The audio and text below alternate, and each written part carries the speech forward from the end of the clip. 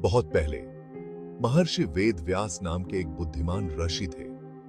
उनके पास प्राचीन कहानियों का विशाल ज्ञान था। ऐसी ही एक कहानी थी महाभारत। व्यास इस महाकाव्य को दुनिया के साथ साझा करना चाहते थे। उस समय राजा परीक्षित देश पर राज करते थे। उसे सर्पेंट के काटने से मरने का कर्स मिला था। जैसे ही परीक्षित अपने भाग्य का इंतजार कर रहे थे, उन्होंने व्यास से ज्ञान मांगा। व्यास ने महाभारत को पारित करने का अवसर देखा। उन्होंने अपने शिष्य सुतजी को राजा परीक्षित को महाकाव्य सुनाने के लिए चुना। अतः राजा परीक्षित ने अपने दरबार को इकट्ठा किया और दूर दूर से ऋषियों को आमंत्रित किया। वह महाभारत सुनने के लिए उत्सुक था। व्यास के आशीर्वाद से सुतजी ने वर्णन करना शुरू किया। कहानी कुरु वंश के वंश से शुरू हुई। कहानी राजा शांतनु और उनके डायनेस्टीजों के समय की थी। महाभारत सिर्फ एक कहानी नहीं थी, यह एक शक्तिशाली परिवार का इतिहास था। कहानी कई दिनों तक चली। यह प्यार, युद्ध, विश्वासघात और धर्म या कर्तव्य से भरा था। राजा परीक्षित ने महाकाव्य से बहुमूल्य शिक्षा लेते हुए ध्यान से सुना। राजा शांतनु एक दरमई और बहादुर शासक थे। उन्होंने नदी देवी गंगा से विवाह किया और उनसे भीष्म नाम का एक पुत्र हुआ। गंगा के जाने के बाद शांतनु को सत्यवती से प्यार हो गया। सत्यवती के पिता ने एक शर्त पर विवाह के लिए सहमति दी। उनके बेटे भीष्म नहीं, सिंहासन के उत्तराधिकारी होंगे। निस्वार्थ होने के कारण भीष्म ने ब्रह्मचर्य का व्रत लिया।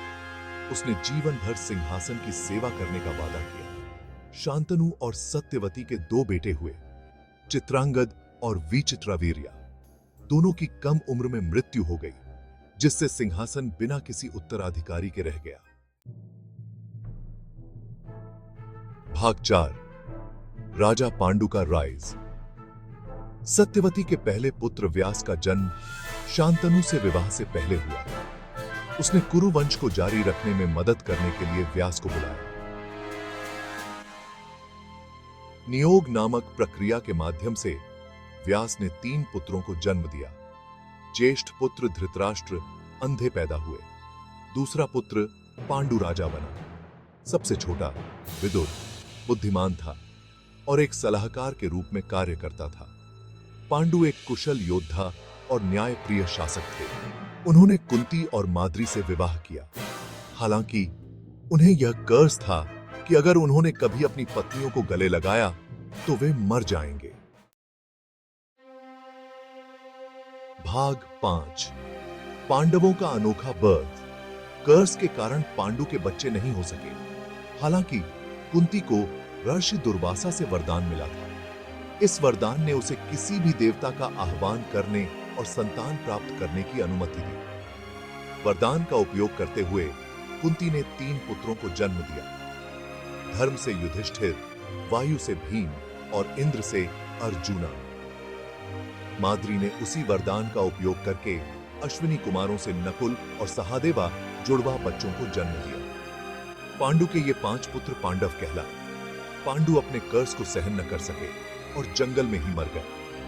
कुंती अब विधवा हो चुकी थी, ने अपने बेटों के साथ हस्तिनापुर लौटने का फैसला किया। भाग 6, हस्तिनापुर की जर्नी।